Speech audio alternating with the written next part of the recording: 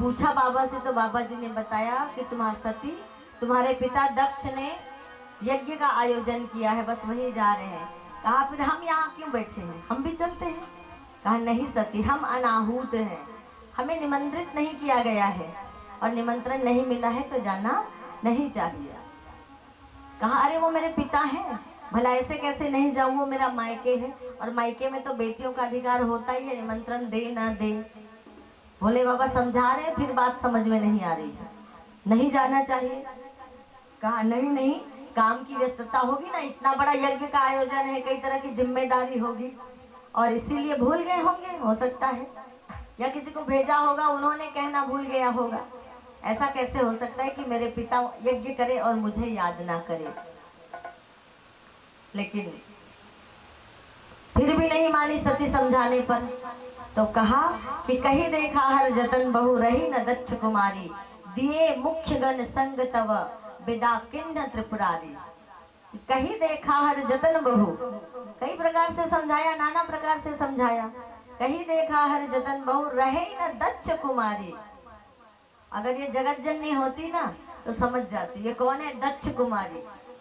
दक्ष की कन्या कहकर यहाँ पर संबोधित किया गया।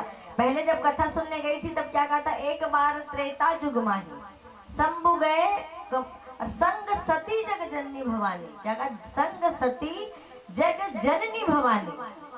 और उसके बाद जब भोले बाबा ने समाधि लगा ली कि अब इसके साथ जो मैं करूं सती संग प्रीति, या अगर सती से मेरी प्रीति करता हूं तो मेरा धर्म चला जाएगा। और जब त्याग किया तब क्या कहलाई कि रहे न दक्ष कुमारी, दिए मुख्य गंतव्य का। क्या कहने लगी सती, भोले बाबा अगर हमारे पास धन यश वैभव अगर होता, अगर बड़े बड़े महल होते जैसे मेरी और बहनों के पास है, तो निश्चित हमारे पिता हमारे परिवार के लोग हमें भी पूछते, हमारे पास कुछ नहीं है ना, बस इसीलिए नहीं पूछा होगा। अरे इनके पास तो कुछ है नहीं तो भला इनका क्या मान। कहा सती अगर तुम्हें ऐसा लगता है कि तुम्हारे पास धन होता, यश होता, वैभव संपन्नता होती तो तुम्हारे पिता तुम्हें निमंत्रित करते। तो ये लो, कितना धन चाहिए तुम्हें, सारी संपदा प्रकट कर दी भोले बाबा ने, और कुछ गण साथ में प्रकट किए, सद गण प्रकट किए और गण के साथ में सारी संपदा वैभवता प्रकट कर दी और दिए मुख्य गण संग तो विदा किन्न त्रिपुरारी। जाओ सती। चली गई सती, देखा कि चारों तरफ तो बढ़िया आसन लगा हुआ है पर बाबा जी और सती के लिए कोई आसन नहीं है। तो अपने पति का अपमान जानकर फिर सती ने क्या किया, कई लोग कहते हैं कुंड में यज्ञ हो रहा था, उस कुंड में कूद गई। कुंड में नहीं कूदी है सती, योग अग्नि के माध्यम से अपने शरीर में ही उन्होंने अग्नि योग के माध्यम से, क्योंकि हमारे शरीर में जल तत्व है, अग्नि तत्व है, आकाश तत्व है, वायु तत्व है, पृथ्वी तत्व है, सब कुछ तो हमारे शरीर के अंदर। तो अपने शरीर में जो अग्नि है उसको हम योग के माध्यम से प्रकट कर सकते हैं। तो योग तत्व योग के माध्यम से अग्नि तत्व को प्रकट किया और अपने आप को भस्म कर लिया। और अपने आप को जब भस्म किया तो ये बात, वहां पे जो गण थे उन गणों ने यज्ञ को विध्वंस करना शुरू किया। ये संदेशा लेकर कुछ गण आए, तब भी भोले बाबा को फर्क नहीं पड़ा। और जब भोले बाबा शांत बैठे रहे तब नारद जी आए, कहे बाबा जी बड़ा अनर्थ हो गया, माता सती का शरीर अग्नि से जल रहा है। वह अपमान सहन नहीं कर पाई और उन्होंने योगा अग्नि से अपने शरीर को भस्मीभूत कर लिया। अब भोले बाबा खड़े हुए उठकर और क्रोधित नहीं हुए। क्या कहा, नारद जी अब मेरे क्रोध को प्रकट करने का समय आ गया है। एकाएक क्रोधित नहीं हुए बोले बाबा।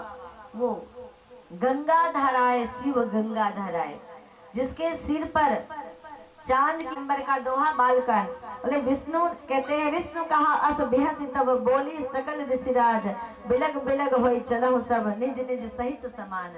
बिलग बिलग होई सब चलो, बोले इसके साथ मत चलना, बेइज्जती हो जाएगी। ये सब दूल्हे के साथ जाना चाहते कि दूल्हे के आसपास रहेंगे तो हमारी ज्यादा पूछ परख होगी। तो यहाँ इंद्र जी महाराज से भगवान नारायण कर रहे हैं कि सब क्या बिलग हो के चलना, अलग अलग हो के चलना, निज निज सहित समाज, अपने अपने समाज के साथ, अर्थात अपने अपने चेला चपाटी के साथ चलना, उनके साथ मत चलना। अब भगवान देखने लगे ना मुझे कोई सजा रहा है, ना मुझे कोई संवार रहा है, ना मेरे साथ कोई चलने के लिए तैयार है। भोले बाबा मन ही मन महेश मुस्काई, हरि के विज्ञ वचन नहीं जाए। अरे मन ही मन महेश मुस्काई, मन ही मन बाबा जी मुस्का रहे, जाओ जाओ भाई, मुखिया मैं तो, प्रमुख तो मैं ही हूँ, मेरे बिना थोड़ी ब्याह होगा, भले आगे ही चले जाओ सज धज के। तो अब उनके गनों से कहा कि भाई चलो, सभी गनों को बुलाया, चलो भाई तुम ही सजा दो हमें। तो लगे सवारन सकल सुर वाहन त्रिविध विमान, कहते हैं। और ये सब कैसे सजाने लगे? शिवई शंभु गण करई श्रृंगारा, जटा मुकुट अहि मोर समारा, कुंडल कानन पहिरे व्याला, तन विभूति पर के हरि छाला। अहि मोर, सर्प का मोर लगा दिया, चीता का भस्म लगा दिया, गले में और बड़ी बड़ी 2-4 माला पहना दी सांपों की, कानों में छोटे बिच्छू थे, आज ब्याह है थोड़ा बड़ा झुमका पहना देते हैं बिच्छुओं का। अरे कुंडल कंकण पहिरे व्याला, और शशि ललाट सुंदर सिर गंगा, नयन 3 उपबीत भुजंगा। जनेऊ भी किसका है? उपबीत भुजंगा। जनेऊ भी सर्प का है, सब कुछ सर्प का है, माला सर्प का, जनेऊ सर्प का, ऐसा श्रृंगार है। और तब देखी शिवहि सुर प्रिय मुस्काही, वर लायक दुल्हीन जगमाही। जब ऐसे वर को देखा तो लोग सखियां मुस्कुराने लगी कि वर लायक दुल्हीन जगनाही। इस संसार में इस वर के लायक तो दुल्हीन ही नहीं है, ये किससे ब्याह करने जा रहे हैं? वर लायक दुल्हीन जगनाही, पूरे संसार में इसके लायक। अब बाबा जी भोले बाबा बैठे कैसे हैं? मेरा किस में बैठे हैं? और घोड़े में। सब दूल्हा किस में बैठते हैं? घोड़ी चढ़ते हैं, घोड़ा नहीं चढ़ते, घोड़ी चढ़ते हैं।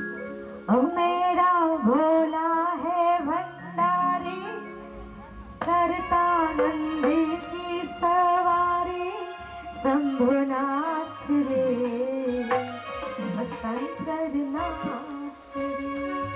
करता नंदी की सवारी, नंदी में पर बैठा कैसे है?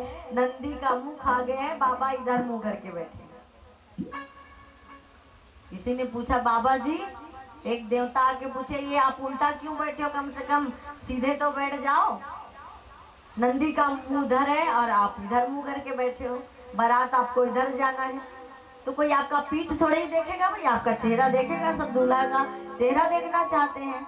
भोले बाबा बोले सारे देवता तो आगे आगे निकल गए, और मेरी बिरादरी में देख रहे हो ना, को मुख ही न विपल मुख काहू, और बिनु पद कर को बहुपद बाहू। मेरी सेना देखो, किसी का मुख नहीं, किसी का हाथ नहीं, किसी का पैर नहीं, किसी के 10 सिर तो किसी का 10 हाथ, और ऐसी विचित्र सेना है, साकिनी डाकनी भूत पिशाच।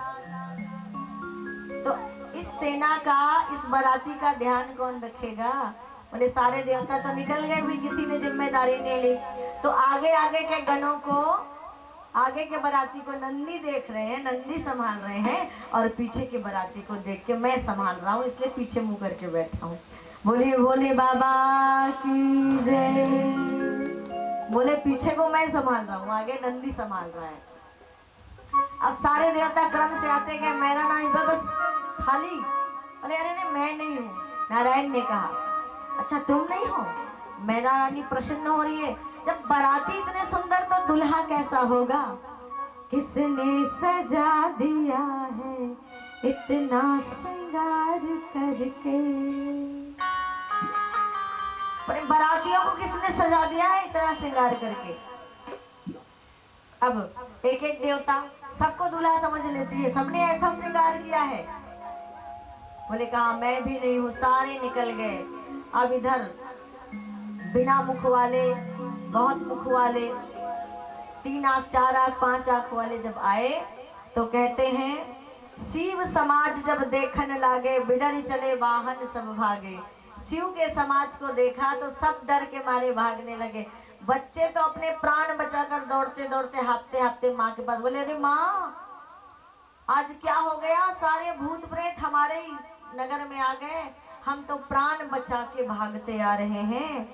हम धरी धीरज तह रहे सयाने, बालक सबते जीव पराने। जो सियान मन रही ते मन परान, ओ मन थोड़ा धीरज धर के बैठी राहत देखथन जी। और जितने बच्चे थे सब भाग गए, डर के मारे सब भाग गए। अब जैसे ही बाबा जी सामने आए, बोले महाराज तुम कौन हो? बोले मैं ही दूल्हा हूँ। थाली नीचे गिर गई, रोने लगी मैना रानी। नारद जी को अगरबत्ती बिल्कुल जलाने के लिए मना कर देंगे।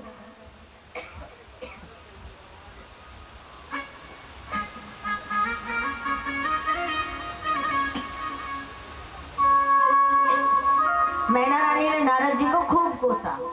अरे नारद जी मैंने तुम्हारा क्या बिगाड़ा था?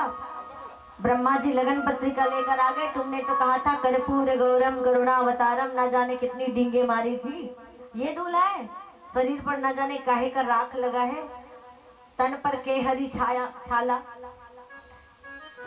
कि बाघांबर को पहन लिया है, बाघ के छाले को पहन लिया है, गले में ये क्या विचित्र प्रकार की माला क्या क्या पहन लिया है। क्या ऐसे ब्याह करने आते हैं? बड़ी शेरवानी, चमकीला वस्त्र, चमकीले हार, हीरे मोतियों का ये दूल्हा का श्रृंगार होता है। अहि मौन सवारा, तो इन्होंने तो सांप की माला पहन ली है। रोने लगी। तब ब्रह्मा जी ने, नारद जी ने समझाया कि तुम्हारी बेटी कोई साधारण कन्या नहीं है, वो संग सती, वो क्या है, वो जगत जगदम्बा है, वो जगत जननी है, वो जगत की माता है, वो सर्वशक्तिमान है, और सभी देवताओं का इकट्ठा समुच्चय है दुर्गा। वो दुर्गा है, वो चंडी है, वो चामुंडा है, वो काली है, साधारण नहीं है। और वो शिव की शक्ति है, वो शिव की अर्धांगिनी है, और शिव के अलावा कोई उसका दूसरा वर हो ही नहीं सकता। किसी प्रकार से मनाया, रोते रोते ले ये जाकर मंडप में बैठ गए भोले बाबा। अब इधर तो पंडित जी ने मंत्र पढ़ना शुरू किया, पर मंत्र चालू हुआ, इधर बाराती को जीवनाश में ले जाया गया भोजन कराने के लिए। अब बाराती जब खाना खाने बैठे तो स्थिति क्या थी परोसने वालों की, ये सुनिए भाई। लाइन से बाराती बैठे, किसी का 4 मुख है तो हाथ नहीं है, और किसी का कहे कौ मुखहीन विपल मुख काहू, किसी का मुख ही नहीं है, तो किसी के बहुत सारे मुख हैं। बिनु पद कर कहू बहु पद बाहू, किसी की बहुत सारे भुजाएं तो किसी का हाथ ही नहीं है। तो किसी की हाथ इधर है, मुंडी इधर है, आंखें इधर है पीछे। ऐसा देखा वो पतरी धरैया के हाथ तो इसे कांपे धर लिया। अब वो सोचा थे कर तो मुंह नहीं है, तब कामे खाई, हाथे भर है और मुंह नहीं है तो कैसे खाई? पतरी मढ़ाओ, धुनी मढ़ाओ कहा। सोचा थे पतरी रखो कि नहीं रखो। अब कांपत है डर के मारे। अब बरतिया है तो बरतिया है, वो आदेश दे है तो बोला तो खवाना पड़ी, लेकिन डर घलो लागत है तो कांपत कांपत कहते मढ़ा दे, तो कहीं करे मोला का करना है, मढ़ा दे। ओ पार गिस, तब मुंह रहा है, हाथ नहीं रहा है। आप कहते एकर कर कैसे करो, पतरी रखो कि नहीं रखो? बड़ा विचित्र संकट है, मुंह है हाथ नहीं है तो ये खाई कैसे? तब बोला तो देना है भाई, दे दे। तो एक जन के 5 ठन मुंह रहा है, तो सोचिस 1 ठन पतरी मढ़ाओ कि 5 ठन पतरी मढ़ाओ, 1 ठन पतरी मढ़ाओ कि 5 ठन पतरी मढ़ाओगी? अब 1 ठन मढ़ाऊ तो 1 ठन मढ़ा जात रही से वो कथे हेती आ दे 5 ठन रख के 5 ठन पतरी रखी सो करके। एक जन के हाथ आगू डार, सब पूरा शरीर आगू डार, मुंह पीछू डार। अब वो सोचत थे बेचारा ये आगू डार पतरी मढ़ाओ, ये पीछू डार पतरी मढ़ाओ। बड़ा विचित्र संकट है, पतरी पोड़सैया करा। अब पतरी पोड़सैया किसने हाल है तो गुलाब जामुन वाला का होई, 5 ठन मुड़ी वाला के ठंडी और 1 ठन मुड़ी वाला के ठंडी, है ना। अब आधा जनमन तो इंतजार ही नहीं करी इसका, वो देखे नहीं रहा, इसने बारात, इसने समाज, इसने खाना पीना, वो कढ़ी। अब देखो कोई भी बारात, कोई भी पंगा था बिना कढ़ी और बिना खीर के पूरा नहीं हुआ। तो 2-4 जन तो बरतिया मन गीस, जगर मन के हाथ नहीं रहा ते मन सीधा जा कढ़ाई हम डूब के, अब वो कढ़ाई हम जाके डूब कढ़ी में डुबकी लगा थे, जैसे तरिया में डूबक थे ना वैसे कढ़ी में डुबकी लगा थे। तो आधा जन मन जाके खीर में डुबकी लगा थे, आधा जन मन जाके सबो लड्डू ला बगरा दी। और ये है शिव का समाज। भगवान बोले, कहने का तात्पर्य है कि डाकनी साकनी पिशाचनी, जिसने सबको ठुकराया, जिसने सबको छोटा माना, संसार ने जिसे ठुकराया, संसार ने जिसका तिरस्कार किया, संसार ने जिसका अपमान किया, संसार ने जिसको अपने पास रखना उचित नहीं समझा, संसार ने ये समझा कि अगर ये हमारे साथ रहे तो हमारा मान घट जाएगा, हमारा सम्मान चला जाएगा, ऐसे सभी समाज को भगवान भोले बाबा ने अपने चरणों में स्थान देकर सबका मान बढ़ाया। इसीलिए कहते हैं ये कौन है? ये भोला है, भोले है भंडारी। सबका सम्मान बढ़ाया कि भाई चलो तुमको कोई नहीं पूछता। समुद्र मंथन में जब 5 गाय निकली, समुद्र मंथन में 5 गाय निकली, कामधेनु, बहुला, सुशीला, कपिला और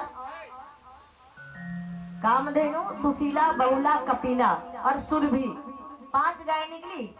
5 गाय निकली तो 5 ऋषियों को दे दी, गौतम ऋषि, कपिल मुनि, 5 गाय 5 ऋषियों को दे दी। लक्ष्मी निकली, नारायण की पत्नी बन गई। लक्ष्मी के बाद एक शंख निकला, उस शंख का नाम था साला, और वो शंख लक्ष्मी माता को बड़ा प्रिय था, वो उसे भाई मानती थी, इसीलिए पत्नी की भाई को साला कहा जाता है। लक्ष्मी शंख का नाम क्या है? साला शंख, और साला शंख को लक्ष्मी ने अपना भाई मान लिया। तो अब संसार में प्रसिद्ध हो गया कि पत्नी की भाई को क्या कहना है? साला कहना है, जगत प्रसिद्ध हो गया। तो साला गाली नहीं है, साला लक्ष्मी के भाई शंख का नाम है, शंख निकला उसका नाम साला शंख है। एरावत निकला, इंद्र ले गए, तो तमाम तरह की चीजें निकली, हीरे मोती रत्न निकले, अमृत निकला, कौन ले गए? राक्षस लेके भागने लगे, तो भगवान ने मोहिनी रूप बनाकर उस अमृत का कुंभ वापस लाया और देवताओं का पान करा दिया। अब हलाहल निकला, विष निकला, सब भाग गए। देवताओं ने छोड़ दी पुंछ और असुरों ने छोड़ दिया मुख जो पकड़ा था समुद्र मंथन के लिए, और मत रहते सब दूर भागने लगे। और उस हलाहल के प्रभाव से जब पूरी सृष्टि नष्ट होने के कगार पर आ गई, पूरी सृष्टि जलने लगी, तब सारे लोग घबरा के गए भोले बाबा। पर कोई कैसे कहे भोले बाबा से? अमृत तो खुद पी लिया था, लक्ष्मी तो खुद रख ली, हाथी घोड़ा सोना चांदी सब रख लिया। अब ये हलाहल निकला तो किसी की हिम्मत नहीं पड़ रही है। तो जिन्होंने खुद अच्छी अच्छी चीजें रख ली वो भोले बाबा से कैसे कहे विष तुम पी लो? सूखी रोटी और बासी खाना रात का बचा है तो बहू सास से कैसे कह दे बासी खाना खा लो? अब देख लो, देखो आज के बहुबन कोई ठिकाना थोड़ी है। प्रेम से बोलिएगा राधे राधे।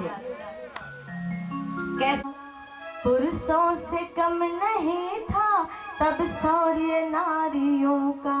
बच्चों को उचित शिक्षा देना, बच्चों को उचित संस्कार देना, बच्चों को सही रास्ते पर लेकर जाना, बच्चों के अंदर सद्गुण भरना, ये सारे काम किसके हैं? ये सारे काम माँ के हैं। इसीलिए पिता को पहले गुरु कह सकते थे, पर किसको कहा? पहली गुरु माँ को कहा।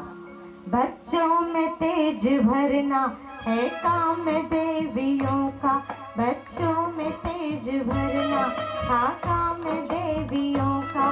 पुरुषों से कम नहीं था तब शौर्य नारियों का, बच्चों से कम नहीं था तब शौर्य नारियों का।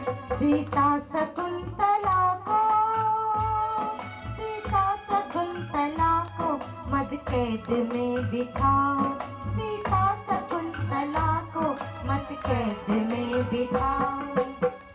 कैद में सीता शकुंतला, दो का नाम आया। सीता बिना राजपाट के, बिना धन के, बिना पिता के मदद के लोक उसका निर्माण कहाँ किया? वन में वाल्मीकि जी, महर्षि वाल्मीकि जी के आश्रम में रहकर अकेले किया। ऐसा निर्माण किया कि सबको हरा दिया। अश्वमेध का घोड़ा पकड़ के सबको हरा दिया ना, अपने सभी चाचाओं को, लक्ष्मण जी को, भरत जी को, शत्रुघ्न जी को, सबको घायल कर दिया। हनुमान जी को बंदी बना लिया। ऐसे दिव्य बालकों का निर्माण कहाँ रहकर करती है? अकेले रहकर वन में करती है। शकुंतला के साथ दुष्यंत ने गंधर्व विवाह किया और श्राप के कारण भूल गए दुष्यंत शकुंतला को ब्याह करके। शकुंतला एक ऋषि कन्या थी, लेकिन उनकी सुंदरता से आसक्त होकर दुष्यंत ने ब्याह किया और भूल गए, और आश्रम में ही रहकर शकुंतला ने एक बच्चे को जन्म दिया, नाम पड़ा भरत। और कैसा तेजस्वी बालक था, कैसे कर्मयोगी बालक था कि बचपन में शेर के साथ खेल के शेर के मुंह के दांत गिनता था। शीश आवक के दांत गिनने वाले बालक कर्मयोगी 3 भरत हुए हमारे देश में महान, जिसके कारण इस देश का नाम भारत पड़ा। एक ज्ञान मार्गी, एक कर्म मार्गी और एक भक्ति मार्गी। ज्ञान मार्गी भरत, जिसकी कथा आप थोड़ी देर बाद सुनेंगे। कर्म मार्गी भरत, ये दुष्यंत शकुंतला भरत, जिन्होंने ऐसा कर्म किया कि उसके कर्म के कारण हमारा देश महान कहलाया। और एक भक्ति मार्गी भरत, राम प्रिय भरत प्राण प्रिय, ऐसे भक्ति मार्गी भरत, ऐसे 3 भरत हुए हमारे देश में, ज्ञान योगी, कर्म योगी और भक्ति योगी। ये इसका क्या होती है, माँ के अंदर क्या ताकत होती है, बच्चे को कब से संस्कार देना चाहिए और बच्चों को संस्कार देने की शुरुआत कब से होनी चाहिए। लेना भी लड़का 2 साल के है, लेना भी लड़का 5 साल के है, बचपन बीता खेल कूद में, कहते हैं ना, बचपन खेल कूद में बीत गया और छोड़ देते हैं हम बच्चों को। तो बच्चों को उचित शिक्षा और संस्कार देने का काम माँ का है। तो कब से देना है, गर्भ से देना है। माताएं सुनिएगा, घर में जाके अगर बहू गर्भवती हो या अगर आपकी बेटियां गर्भवती हो, इधर भी सुनेगा कि क्या करना है। एक होता है 16 संस्कार, सुने ना, 16 संस्कार की परिपाटी है कि मानव का 16 संस्कार होता है जन्म से लेकर मृत्यु तक। तो जन्म से पहले सबसे पहला संस्कार होता है गर्भाधान। ब्याह के 3 वर्ष पश्चात पति और पत्नी को अलग रहकर तपस्या करनी पड़ती थी, गर्भ को तपाना पड़ता था, तब तपस्या करती, व्रत नियम का पालन करती, तब 3 वर्ष पश्चात जब योग्य माना जाता तब गर्भ में जीवन में, गृहस्थ जीवन में उसका प्रवेश होता। इसे कहा जाता है गर्भाधान। अर्थात जैसे हमने एक उदाहरण दिया था, पहले बुआई से पहले खेत की पूरी तरह से सफाई करके उसकी तैयारी की जाती, वैसे ही एक ऐसा गर्भ तैयार किया जाता था जिससे श्रेष्ठ संतति उत्पन्न हो, ध्रुव और प्रहलाद की तरह बालक उत्पन्न हो। तो एक ऐसा बालक था कि वह क्रुद्ध सी बोली, बेटे ने फांसी खाई थी, उसने मेरे दुधकोक पर कालिक नहीं लगाई थी। ऐसा उसका निर्माण किया था उस माँ ने। ये माँ ने गर्व से कहा था, वह क्रुद्ध सी बोली, बेटे ने फांसी खाई थी और उस बेटे ने मेरे दुधकोक पर कालिक नहीं लगाई थी। गर्व से सीना ठोक कर उस माँ ने कहा था। तो वो संस्कार, उसके बाद दूसरा संस्कार, गृहस्थ में प्रवेश करने के बाद जब एक स्त्री गर्भवती होती है तो उस स्त्री का संस्कार नहीं होता। जो गर्भ में नवजात शिशु आ जाता है, कन्या हो बालक हो जो भी हो, जो गर्भ में जो भी शिशु आ जाता है, जो दिव्य आत्मा आ जाती है, उस आत्मा का, उस दिव्य आत्मा का, उस दिव्य चेतना का संस्कार होता है। वो संस्कार कहलाता है पुंसवन संस्कार। कोई भी पंडित जी आप बुलाएंगे कर देंगे पुंसवन संस्कार। गायत्री परिवार के किसी भाई बहन को, कोटा के गायत्री मंदिर के बहनों को, भाइयों को जो जल कलश यात्रा संपन्न कराए उसको आप बुलाएंगे, वो आपके घर में यज्ञ करके वो पुंसवन संस्कार करा के सारी विधि बता देंगे।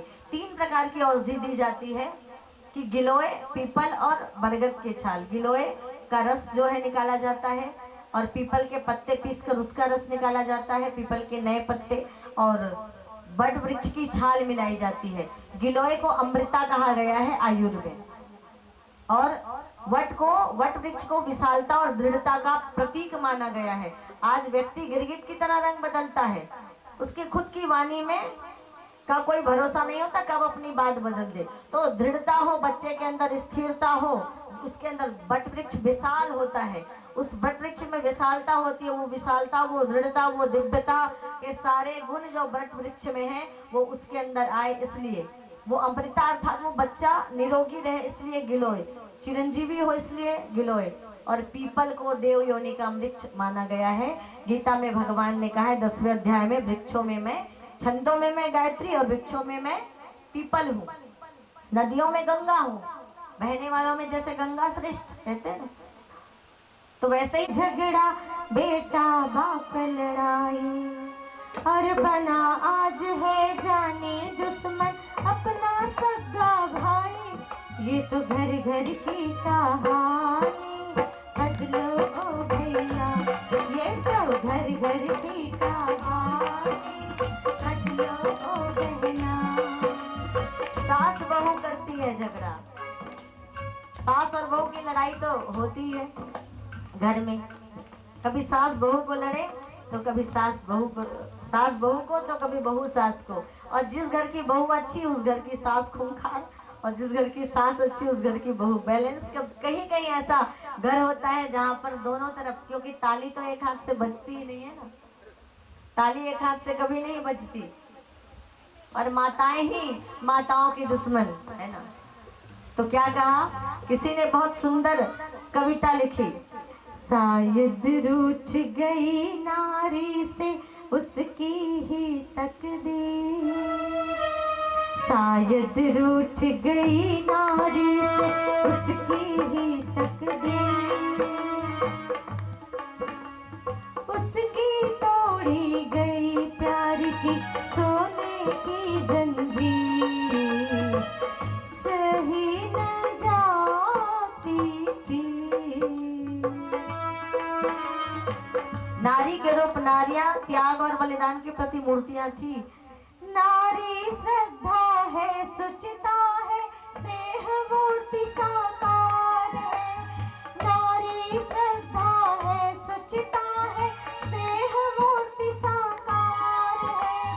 किया प्यार ने उसके जन जन में जीवन संचार, किया प्यार ने उसके जन जन में जीवन संचार है।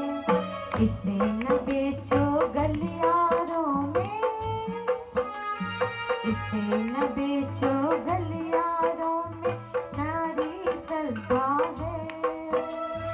इसकी तोड़ी गई प्यार की सोने की जंजीर, सही न जाती थी।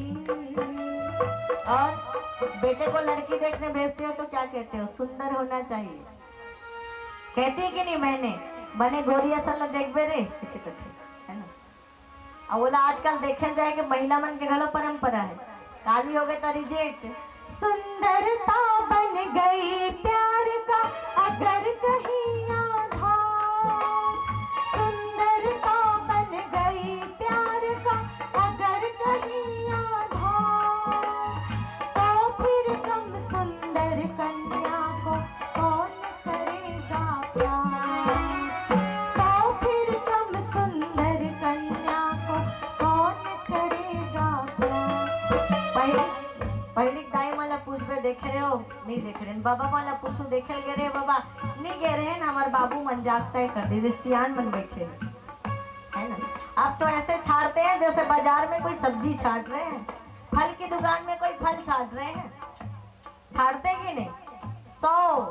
100 जन देख रहे हो, मैंने सुना है भाई, चाहे लड़का हो लड़की, लेना ससुराल जाही तो करी। और घर में कोई काम करी नहीं है तो अगर जाएगी और जाके कभी एक गिलास पानी घर में नहीं पिया, कभी माता पिता को एक गिलास पानी नहीं दिया, भोजन निकाल के नहीं दिया, उसको अगर 2 सास ससुर को भी तकलीफ क्यों नहीं होगी उसे, उन्होंने तो किया ही नहीं है तो कैसे कर पाएगी। और जब नहीं, परिवार का विघटन, हर कोई अपना स्वतंत्र परिवार चाहता है कि हम, जब बच्चे छोटे रहते हैं तब क्या युक्ति बना दी गई, हम 2 हमारे 2 घर से निकालेंगे जब उसका परिवार आ जाएगा, जैसी करनी वैसा फल, और आज नहीं तो निश्चय कल। ऐसे परिवार का विघटन, लड़ाई है झगड़ा है, कभी दहेज के लिए एक बहन जी करती है जो सताई गई है समाज में, कि किसी को हमने देखा है कि दहेज के नाम पर जला दिया गया, केवल एक मोटरसाइकिल के।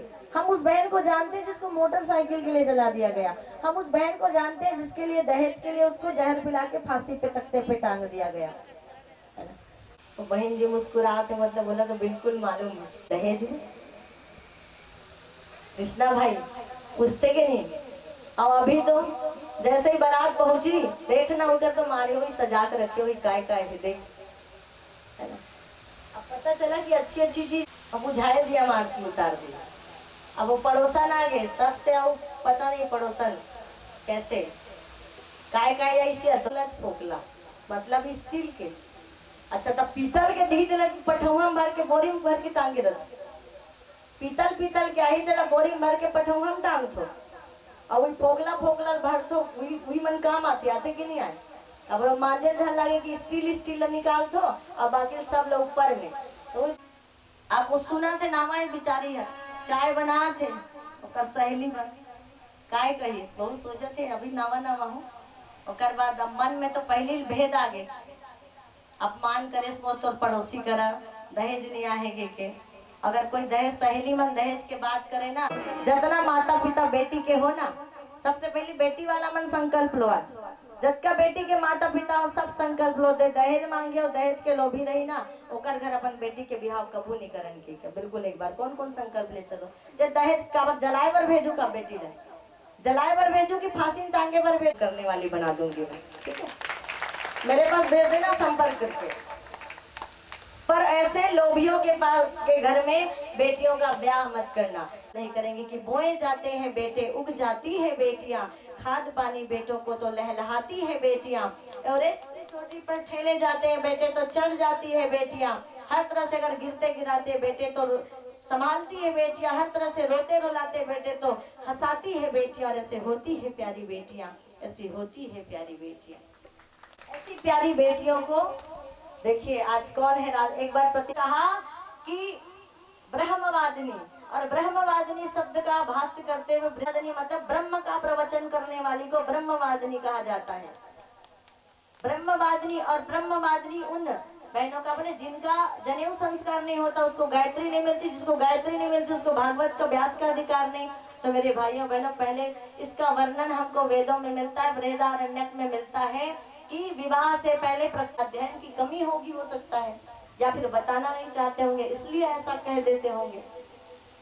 मेरे इतने बड़े व्यास पे कैसे बैठ सकते हैं और कैसे किसी के बात का खंडन कर सकते हैं। हमारे गुरु ने हमें जो ज्ञान दिया है अरे मुझे कौन पूछता था तेरी बंदगी से पहले कि मैं तो बुझा हुआ दिया था तेरी बंदगी से पहले मैं तो बुझा हुआ दिया था तेरी बंदगी से पहले कि उस गुरु से जुड़ने का सौभाग्य मिला जिन्होंने। और बहनों अपने इतिहास को जानो और पहचानो अपने इतिहास को नारी सत्ता है सुचिता है से मूर्ति साकार हाड़ा रानी पति डर रहा था औरंगजेब से लड़ने के लिए और औरंगजेब क्या करने आया था नाम सुना होगा औरंगजेब का सब लोगों ने।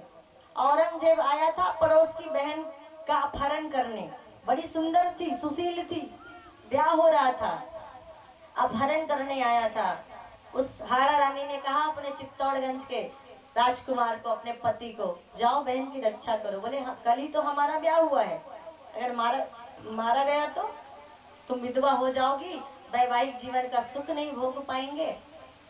समझाती रही हाड़ा रानी अरे मर जाओगे तो वीर गति को प्राप्त हो जाओगे और वीर की मैं क्या वीरांगना कहलाऊंगी वीर की विधवा कहलाने का सौभाग्य मुझे मिलेगा जाइए डरिए मत।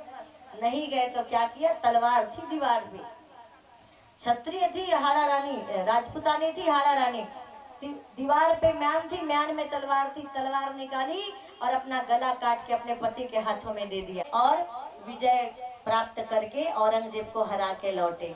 और इसको हाड़ा रानी के नाम नहीं सुने होंगे ये इतिहास की बात है चित्तौड़गंज के राजपुताना की बात है ये। लेकिन रत्नावली का नाम तो बहुत लोगों ने रामचरितमानस की कथा में सुना होगा। ऐसे प्रेम को कहा कहूँ मैं नाथ। एक व्यक्ति था अपने पत्नी के प्रेम में पागल मुर्दे को नाव समझकर निकल गया। जब राम की हुई तो मुर्दे ने मुर्दे ने क्या किया जिंदे को पार लगा दिया। उस मुर्दे ने तुलसीदास जी को पार लगा दिया। सर्प ने भी सोचा उस मुर्दे ने सोचा आज जो प्रेम में पत्नी के प्रेम में पागल होकर कामांध होकर बहन में इतनी हिम्मत नहीं कि आपके माता पिता को आपके घर से निकाल दे। अरे आपके माता पिता ने आपको जन्म दिया आपको पढ़ाया लिखाया आपको योग्य बनाया आपको अपनी संपत्ति दान में ही दी आपको अपनी संपत्ति सौंपी ये सोचकर नहीं सौंपी संपत्ति कि आप एक दिन उसको घर से निकाल दोगे। उसके पास वो जो वृद्धाश्रम गई ना 50 लाख का उसके पास धन था। जब तक धन था तब तक बेचारी का मान था। जब धन चला गया जमीन बेच कर जब सब जमीन निकल गई तो वो खुद घर से बाहर हो गई। इसीलिए माता पिता जब तक जीवित रहे ना अपने नाम में जमीन रखना। और लालच में पालते, मरे के बाद जमीन मिल ही की थी। कम से कम कुछ संपत्ति तो माता पिता के नाम में होना ही चाहिए। इसीलिए ये बहनें भी इस बात का ध्यान रखें कि जिस तरह हमारे माता पिता का, और रोत रोज जाथन का करवे मोर भौजी हा खायल नहीं दे मोर दाइला, रोथो के नहीं रोथन ना, बनेकन बने नहीं गोठियाए मोर भौजी है। अब भाई घोलो कैसे हो गए, कतको घर हो ही काकर घर इसमें। चलो मत उठाओ हाथ, अगर होती खबर पहुंच जाए ना भाई भौजी का, तो तुम्हारा तीजा पूरा हाथ लुगड़ा हो जाए, गड़बड़ हो जाए। पर भौजी हाँ एक कन्नी गोठियाए खाए चलनी दे, अब्बड़ रोथ एकदम बहनी बेटी मन। और वही है दूसर घर के बहू रहते तो वो अपन सास ससुर से, तो अपन माता पिता से इसमें तकलीफ होते थे, दुख होते ना, वही दुख ला समझ लो। हम इंसान है, एक दिन चोला माटी के हेरा अरे कर का भरोसा भैया माटी के हेरा। जब एक दिन सब ला जाना है कि तोला मोला सब ला जाना है। जब सब ला जाना है तो अभिमान काबर, एक घमंड काबर, ये लड़ाई झगड़ा काबर। तो आज घर में परिवार में ऐसी लड़ाई है, बाप सास बहू करती है झगड़ा, बेटा बाप लड़ाई, कहीं सास बहू की मुख नहीं देखना चाहती तो कहीं बहू का, लेकिन ताली देखो एक हाथ से तो बजती नहीं, लड़ाइयाँ तो दोनों तरफ से। तो इतना कर ले अच्छी, अच्छा कौन कौन माँ चाहती है कि उसकी बेटी को अच्छी सास मिले, और कौन कौन पिता चाहते हैं हमारी बेटी को एकदम जैसे हम प्रेम करते हैं वैसे ही सास मिल जाए, बढ़िया ख्याल रखने वाली, प्रेम करने वाली। हाथ उठान दाई हो कौन, कैसे सास चाहिए, सुरपनखा सन कि जलाने वाली चाहतो कि नहीं बेटी ला अच्छा सास मिलेगी के, तो हाथ उठाओ कौन कौन चाहतो। मोरे एक जन बेटी है मेरे पे एकदम सब जन चाहतो ना, तो जतका जन चाहतो ना मन में सोचा तो मोरो बेटी ला अच्छा सास, सबो कथे सास ससुर घर परिवार अच्छा मिलती है ना। पुत्र जन्म लेते ही घर में लहर खुशी की छा जाती, लेकिन कन्या इस धरती पर एक समस्या बन जाती। पुत्र जन्म लेते ही घर में लहर खुशी की छा जाती, लेकिन कन्या इस धरती पर एक समस्या बन जाती। कैसे हाथ करेंगे पीले यदि अभाव घर में धन का, घर भर दोनों ठीक चाहिए, प्रश्न समूचे जीवन का, प्रश्न समूचे जीवन का। बात सैकड़ों की ही नहीं है, बोले लगती हजार की, बात सैकड़ों की ही नहीं है, बोली लगती हजार की। इस दानव को मार भगाओ, यह समाज का भार है, इस दानव को मार भगाओ, यह समाज का भार। पुत्र जन्म लेते ही घर में, एक समय था कि दहेज ना देना पड़े इसलिए बेटियों को भ्रूण में मारा जाता था, इसलिए बेटी बचाओ और बेटी पढ़ाओ की योजना शुरू करनी पड़ी। बेटियों को भ्रूण में बड़े तादाद में मारा जा रहा था। मेरे भाइयों बहनों, अगर बेटियां नहीं रहेंगी तो देश कैसे बचेगा, सृष्टि कैसे बचेगी, सृष्टि का संतुलन आगे कैसे बढ़ेगा। क्योंकि एक बेटी जननी है, एक माँ क्या है, जननी है, कि जन्म देने की क्षमता पुरुषों में नहीं, जन्म देने की क्षमता, इस सृष्टि के संचालन को सुचारू रूप से आगे बढ़ाने की क्षमता किसमें है, माताएं हैं। माताएं पहले त्याग और बलिदान की प्रतिमूर्ति हुआ करती थी। एक दिन फटकार के सुधारा, अस्थि चर्म मम देह जामे ऐसी प्रीति, ये हाड़ मास का शरीर, इसके पीछे पागल हुए घूमते हो, ज्यों को होती राम में होती ना भवभीति। नारी के रूप है अनेक, ब्रह्मा विष्णु और महेश। नारी जो है एक स्त्री ब्रह्मा की तरह जन्म देने वाली है, इसलिए वो ब्रह्मा है। नारी विष्णु की तरह पालन करने वाली है, वो इसलिए वो विष्णु है। और नारी कभी हाड़ा रानी की तरह, कभी रत्नावली की तरह शिव बनकर सुधारने वाली है। चाहे भटके हुए पुत्र को हो, भटके हुए पति को हो, चाहे भटके हुए पिता को हो, समाज का हमेशा पथ प्रदर्शक रही है। नारी। यह देश था मुकुटमन जब थी महान नारी। थी कहा थे, हाबे नहीं कहा थे। दे माता और पिता को रोटी नहीं खिलाती, पर मर जाने पर मृतक भोज में पैसा खूब लुटाते। कैसी कैसी ये बचता बदलो ओ भैया, कैसी कैसी ये बचता बदलो ओ भैया। तो एक ज्यादा लंबा नहीं करते हुए इतना सा ही निवेदन बहनों से करना चाहूंगी कि नारी के हैं रूप अनेक, ब्रह्मा विष्णु और महेश, सृष्टा की सहयोगिनी शक्ति का नाम नारी है। इसीलिए अगर बहू घर में कोई गलती करे तो बेटी समझकर भूल जाइएगा और मुंह मत फुलाइएगा और लड़िएगा मत। सासू माताओं से निवेदन और बहुओं से निवेदन, जिस प्रकार के माता पिता की डांट और मार को हम भूल जाते हैं आधे घंटे में और गले लग जाते हैं, तो सासू माता के गले में भी कोई कांटे नहीं लगे होते। माता पिता की डांट को भूलकर जैसे माँ को गले लगा लेते हैं, वैसे सास ससुर को भी माता पिता मानकर स्वीकार करके क्या करें, उनसे भी अच्छा व्यवहार करके उन्हें प्रेम से 2 वक्त का भोजन दें, रहने की जगह दें। और सबसे बड़ी बात, अगर भोजन आप नहीं दोगे तो वो भी निकाल के खा लेंगे जब तक उनका शरीर चलता रहेगा। लेकिन कई घर ऐसा होता है, कई माताएं कहती है कि हम बना के खा लेंगे, निकाल के खा लेंगी, पर ठीक से जबान मीठी हमें नहीं मिलती, ना बेटे की ना बहू की। कम से कम इतना मत करना कि एक मीठी जबान अपने माता पिता को, कि जिसके कारण आप इस दुनिया में हैं, उस माता पिता के लिए, चाहे सास ससुर है तब भी माता पिता है और अपने खुद के माता पिता हैं, तो उनके लिए कम से कम एक मीठी जबान हमारी होनी चाहिए। होनी चाहिए कि नहीं? सही है, मीठी जबान। इतना कर ले, बस इतना कर ले कि कभी माँ बाप की सेवा के ही नहीं, बाद तीर्थों में जाने से क्या फायदा। कि जितनी अगरबत्ती घुमा के 10 बार कथा कराओ, भगवान प्रसन्न नहीं होंगे अगर आपके माता पिता रोते रहेंगे, बिलखते रहेंगे, तड़पते रहेंगे और भूखे रहेंगे। तो कितने गरीबों को सड़क में दान दो व्हाट्सएप और फेसबुक अपडेट करने के लिए। मेरे भाइयों बहनों, एक जना कोरोना समय में 1 किलो आलू देत रहा है और 10 जन हाथ लगा रहा है ना। तो ये कुछ कुछ काम है तो फेसबुक और व्हाट्सएप, जब तक प्रभु सोए नहीं, उठने से पहले उठ जाना। प्रभु के, राम के उठने से पहले उठ जाना। सोना सुला के लक्ष्मण, क्या कहा? सोना सुला के लक्ष्मण उठना प्रभु राम के जागने से पहले।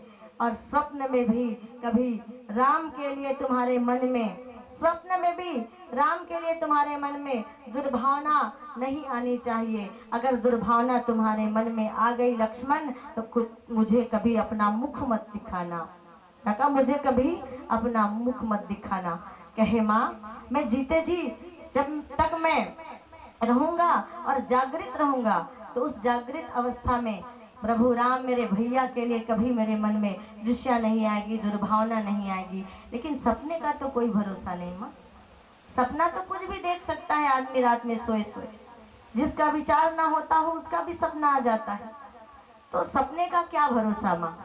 तुम कहती हो कि स्वप्न में भी मेरे मन में प्रभु के लिए कपट ना आए, तो स्वप्न का तो कोई भरोसा नहीं। तो मैं संकल्प लेता हूँ माँ, तुम्हारे चरणों की सौगंध खाकर, कि मैं 14 साल जब तक वन में रहूंगा कभी सोऊंगा नहीं। कभी सोऊंगा नहीं, कि स्वप्न में भी भाई के लिए दुर्विचार ना आए, दुर्भावना ना आए। देखो, ऐसा चरित्र केवल अकेले राम का नहीं, केवल अकेले राम का ऐसा चरित्र नहीं। ये चरित्र किसका है? ये चरित्र लक्ष्मण का है। निर्वासित हुए राम, गए साथ लक्ष्मण, संकल्प ले लिया चरणों की माँ की सौगंध खाके, कभी सोऊंगा नहीं, 14 साल सोए नहीं। शत्रुघ्न ने घर का त्याग किया, भरत जी नंदी ग्राम के साधु हो गए, जमीन में गड्ढा खोद लिया। कंदमूल मेरे भैया खाते हैं, मैं कैसे कंदमूल खाकर भैया की बराबरी कर सकता हूँ? तो क्या किया? गाय के गोबर से निकलने वाले जौ को बीन कर धो धोकर नंदी ग्राम का साधु भरत जी महाराज उसी गोबर के निकले जौ की रोटी 14 साल खाते रहे। और अयोध्या के सिंहासन पर भगवान के प्रभु के खड़ाऊ को, उसके चरणों की चरण पादुका को रखकर उस राज्य का सेवक बनकर उस राज्य की सेवा करते रहे, उस गद्दी को संभालते रहे। और ये अयोध्या का राजपाट चारों भाइयों के बीच फुटबॉल की तरह लुढ़कता रहा। कभी राम के पास जाता, कभी भरत के पास आता, कभी शत्रुघ्न के पास, तो कभी लक्ष्मण के पास। चारों ने उस अयोध्या की राजगद्दी को आपस में अपने प्रेम के कारण ठुकरा दिया। ये होता है भातृप्रेम, और ये होता है रामायण, और ये होती है रामचरितमानस, जिसको हम सुनने वाले 5 गज जमीन के लिए भाई से झगड़ते हैं, 1000 रुपया कम हो गया तो भाई से झगड़ते हैं, भाई पर गोली तानते हैं, भाई पर डंडा मारते हैं, और कहते हैं हम राम के भक्त, हम राम के मंदिर की पूजा करेंगे, हम अयोध्या जाएंगे और भगवा का झंडा लहराएंगे। तो भगवा एक दिन लहरा देने से दुनिया में राम राज्य नहीं आएगा। मेरे भाइयों बहनों, पंडित श्री राम शर्मा जी आचार्य, अखिल विश्व गायत्री परिवार के संस्थापक, लोग उसके बारे में क्या कहते हैं वो उनका अपना विचार है, लेकिन उनका संकल्प आपको बता दें। कथा में आगे बढ़े, उसका संकल्प आपको बता दें। संकल्प क्या है? इस धरती पर स्वर्ग का अवतरण और मानव में देवत्व का उदय। समझ में नहीं आया होगा क्या संकल्प लिया है? संकल्प ये लिया है कि इस धरती के सभी बच्चे को राम बनाना है, इस धरती की सभी कन्याओं को सीता, शकुंतला और सावित्री बनाना है। तो क्या गलत विचार है? चाहते हैं कि घर का बच्चा बच्चा राम बन जाए, घर की सारी बेटियां सीता, सावित्री और कौशल्या बन जाए, सभी माताएं सीता और कौशल्या बन जाए, सुनीति बन जाए, आपस में समरसता आए, समता आए, सुचिता आए, एकता आए, प्रेम आए, और इस धरती पर फिर से एक बार राम राज्य आ जाए। बोलो जय जय श्री राम। एक बार धरती में क्या आ जाए? कौन जानी राम कहूत रामे चसन बने लाग जी। बोल राम, बोल राम, राम राम।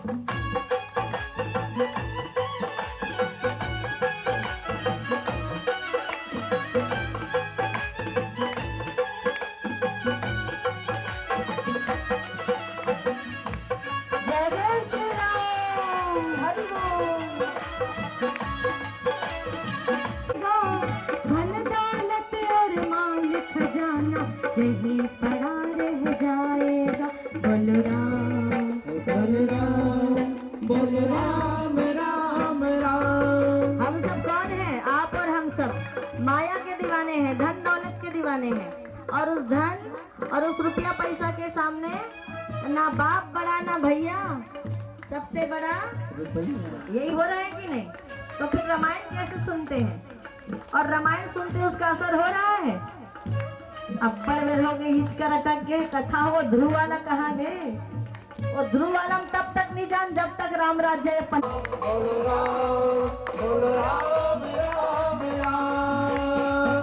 देखिए, राम बोलने में कोई कंजूसी नहीं। जाकर नाव मरत मुख आवा अजमो। राम राम राम।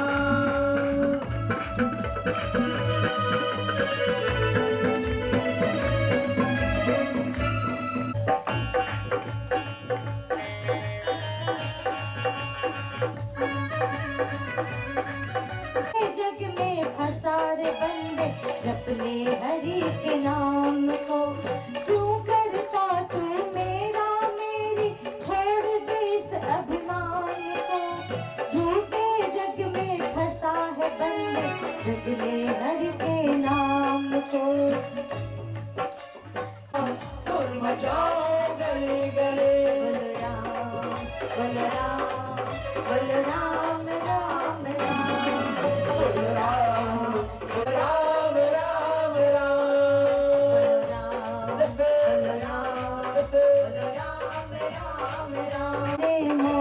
कृष्ण नाम के हीरे मोती, मैं बिखराऊं गले गले,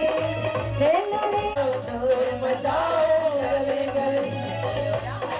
बोल राम, बोल राम, राम राम, बोल राम, बोल राम, राम राम, बोल राम, बोल राम, बोल राम, राम राम, बोल राम। अब एक लाइन में इतनी सारी कथा के सार को कहते हैं। राम को मानते मानते राम की भी मानना है।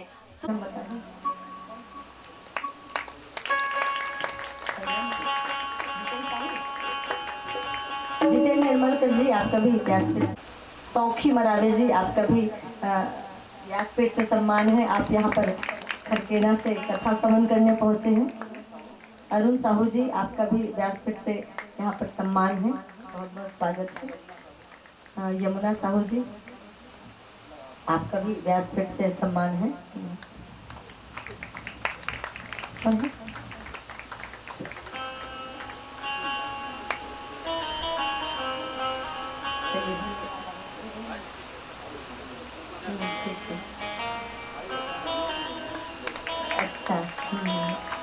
अच्छा अच्छा।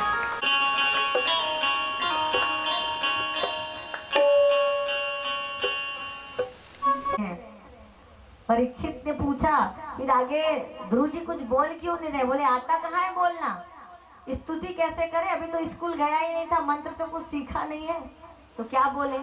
भगवान मुस्कुरा रहे इसलिए ध्रुव मुस्कुरा रहे, ध्रुव मुस्कुरा रहे इसलिए नन्हे से भक्त को देखकर वाह भक्त कैसा है, 5 महीने में मजबूर कर दिया मुझे आने के लिए, अच्छा भगत पाया।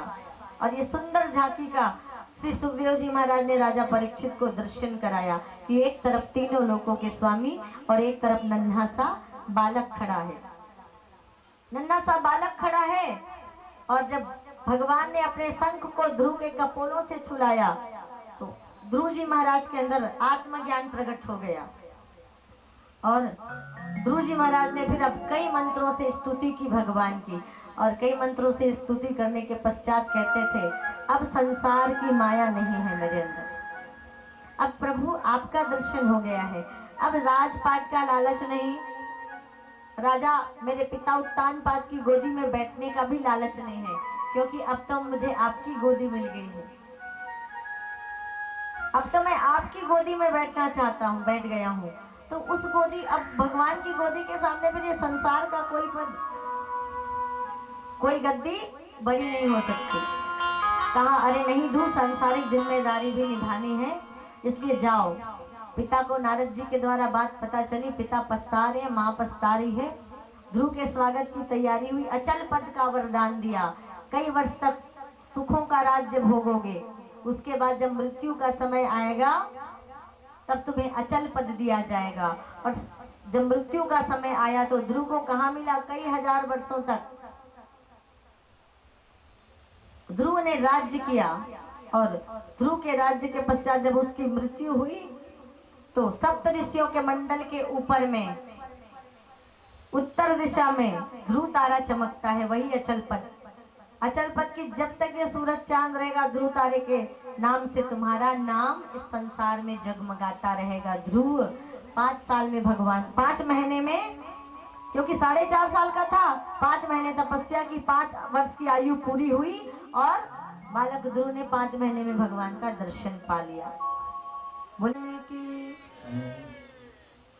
अब तूने जो कमाया है, तूने जो कमाया है, तूने जो खाली हाथ जाएगा, खाली हाथ, खाली हाथ जाएगा।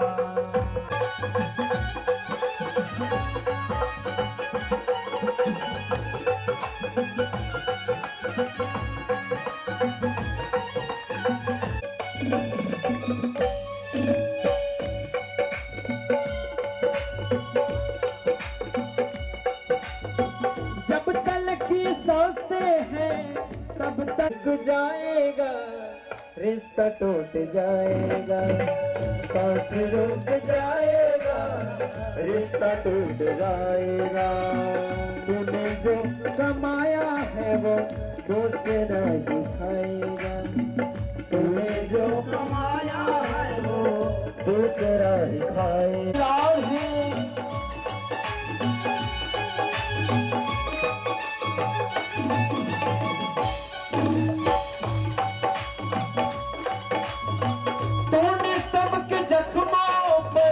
रखा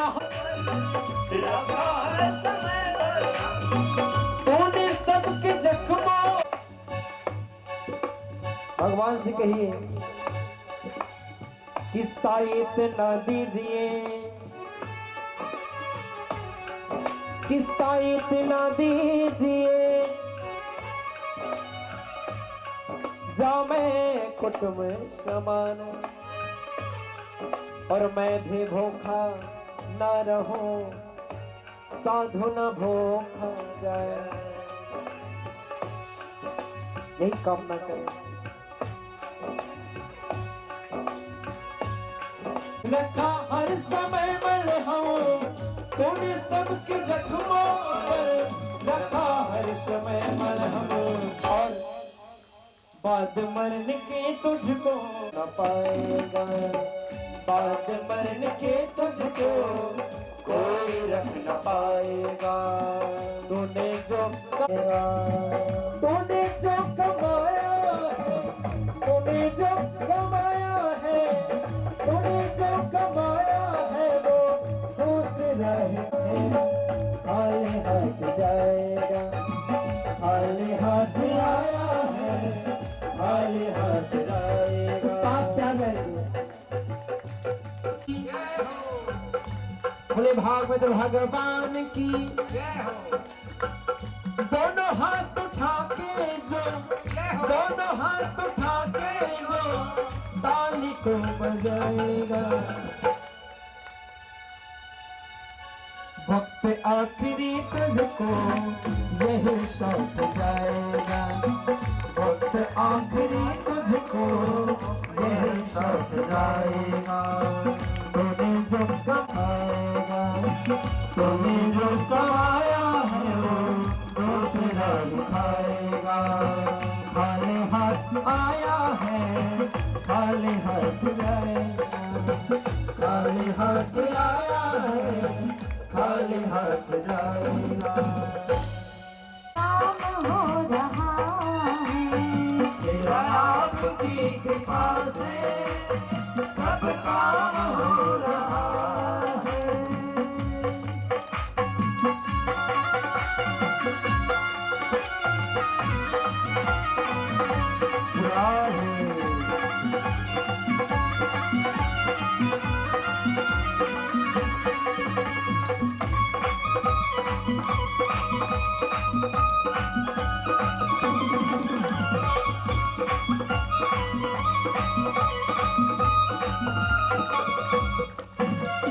पतवार के बिना ही मेरी नाव चल रही है, पतवार के बिना ही मेरी नाव चल रही है, पतवार के बिना ही मेरी नाव चल रही है। बिन मांगे है कन्हैया हर चीज मिल रही है, बिन मांगे हुए कन्हैया हर चीज मिल रही है। अब क्या बताऊं मोहन, अब क्या बताऊं मोहन,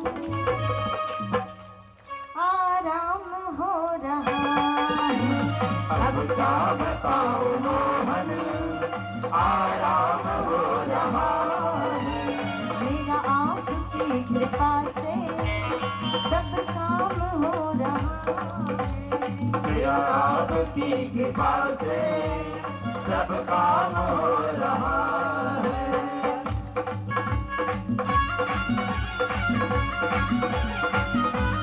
बड़ी सेवा के बिहारी लाल की ओर से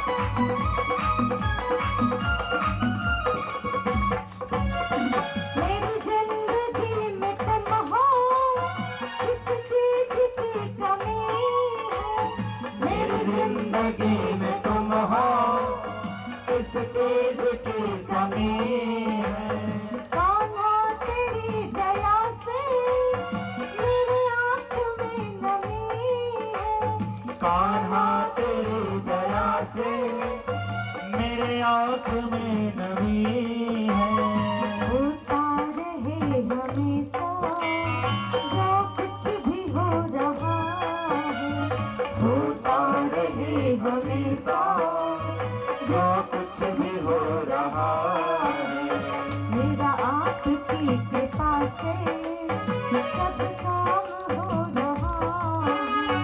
मेरा आपकी कृपा से सब काम हो रहा है। करते हो तुम कन्हैया मेरा नाम हो रहा है। करते हो तुम कन्हैया मेरा नाम हो रहा है। मेरा आपकी कृपा से सब काम हो रहा है। मेरा आपकी कृपा से सब काम हो रहा है। मेरा आपकी कृपा से सब काम हो रहा है। मेरा आपकी कृपा से